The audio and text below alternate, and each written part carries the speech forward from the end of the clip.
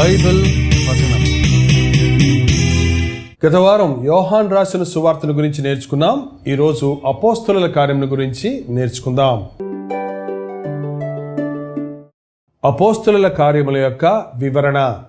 అపోస్తలుల కార్యముల యొక్క గ్రంథకర్త లూకా. కాలము క్రీస్తు శకము 62. ముఖ్యాంశము పరిశుద్ధాత్మ కార్యములు, సంఘాభివృద్ధి. అధ్యాయములు 28, వచనములు 1007. ముఖ్యాంశము 1వ అధ్యాయం 8వ వచనము, 2వ అధ్యాయం 41 నుంచి 47 వరకు ఉన్న వచనాలు. సర్వలోకమునకు వెళ్ళి సర్వ సృష్టికి సువార్తను ప్రకటించుడి అన్న ప్రభు మాటకు నెరవేర్పుగా పౌలు, పేతురు అన్న అపోస్తలులు చేసినటువంటి కార్యముల గురించి ఇందులో ముఖ్యంగా వ్రాయబడి ఉన్నాయి. 1 నుండి 12 వరకు ఉన్న అధ్యాయాల్లో ఉన్న విషయాలు పేతురు, యోహానుల దగ్గర లూకా సేకరించి వ్రాసినవి. పౌలుతో లూకా సన్నిహిత సంబంధం కలిగి ఉన్నందున 13వ అధ్యాయం నుండి 28వ అధ్యాయం వరకు ఉన్న విషయాలను ప్రత్యక్షంగా చూసినవే లూకా వ్రాసి ఉన్నాడు. శరీరధారి అయినటువంటి క్రీస్తు యొక్క చరిత్రను సువార్తల్లో చూస్తుండగా ఆత్మస్వరూపి అయినటువంటి యేసు క్రీస్తు యొక్క కార్యాలను అపోస్తలుల కార్యములో చూడగలం. పునరుద్ధానుడైనటువంటి క్రీస్తు ఆత్మస్వరూపిగా తన శిష్యులతో ఉండి చేసిన కార్యాలను ఈ గ్రంథంలో చూస్తున్నాం. ఈ గ్రంథములో సాక్షులు మరియు సాక్షి అను మాట 30 సార్లు, పరిశుద్ధాత్మ అను మాట 70 సార్లు చూస్తున్నాం. సంఘము యొక్క శక్తిని, అభివృద్ధిని, పెరుగుదలను, సువార్త వ్యాపకమును, ఆత్మరక్షణ కార్యములను ఇందులో మనం చూస్తున్నాం. యెరూషలేములోను, యూదయలోను, సమరయలోను బూదిగంతముల వరకు ఆయనకు సాక్షులైన పేతురు, యోహాను, ఫిలిప్పు, పౌలు వంటి సమరయ యోధుల యొక్క చరిత్ర ఇందులో మనం చూస్తున్నాం.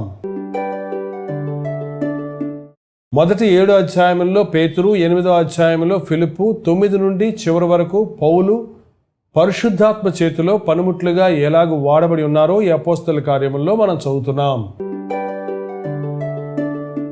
ఈ అపోస్తలుల కార్యములో ఇంచుమించు 60 సంవత్సరముల చారిత్రాత్మక సంఘటనలు ఉన్నవి.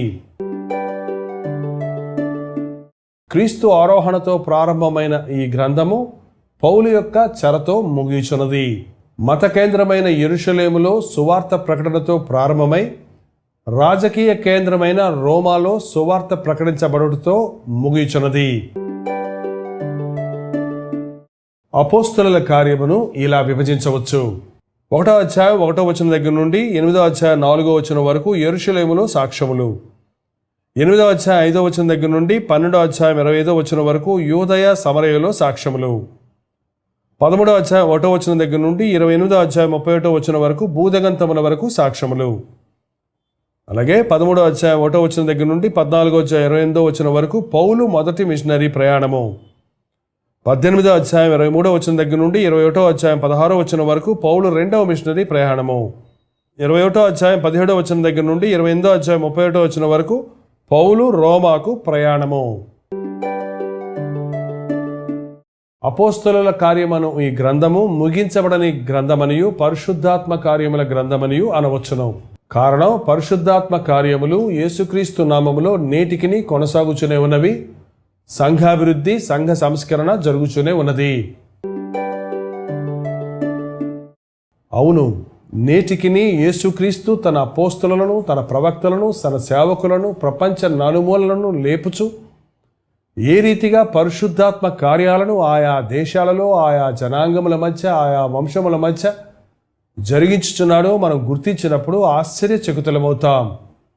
ఈనాడు యేసుక్రీస్తు యొక్క సువార్త సకల జనులకు ప్రకటించబడినట్లుగా ఇలాగూ ఈ టీవీ ఛానల్స్ ద్వారా, శాటిలైట్స్ ద్వారా అనేక రీతులుగా దేవుని వాక్యము భూజనులందరికీ అందునట్లు దేవుడు ఏర్పాటు చేసి ఉన్నాడు.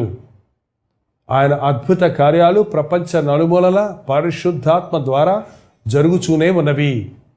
ఎందరో ఆయన నామములో స్వస్థత నొందినవారు, రక్షణ పొందినవారు క్రీస్తును రక్షకుడిగా, ప్రభువుగా అంగీకరించి ఆయన కొరకు సాక్షులుగా జీవించుచున్నవారున్నారు.